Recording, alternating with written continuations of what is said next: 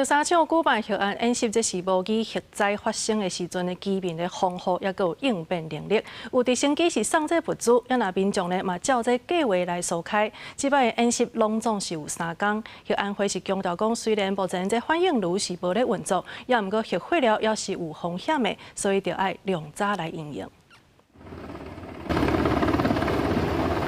伫升机降落，核安演习人员斗3天，甲运送的物资做伙搬落来。演练恒春地区遭受核灾事故了后应变，今年核安第31号演习伫恒春半岛举办3天。核安会表示，虽然目前核酸反应炉无芳，但是厂内放核废料嘛是有风险。伫核三厂队的过渡阶段，头摆甲燃料池事件加入来演练。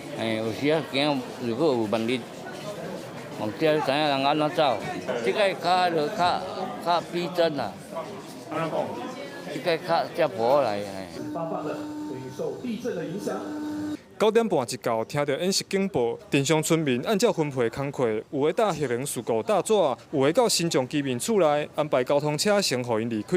另外，大公国小嘛甲小朋友进行核安事故的教育讲解，互因面对核安状况的时阵，唔免惊慌。这一次就是以实兵的方式，然后纳入真实的情境，然后还有一些民众关切的议题，然后我们都纳入这一次的演练。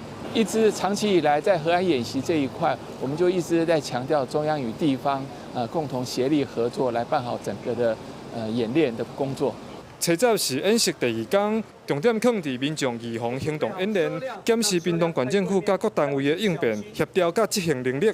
11第3天，阁会出动核生化车和无人机进行辐射监测，做陆海空全方位环境辐射演练。记者柯炳哲，屏东报道。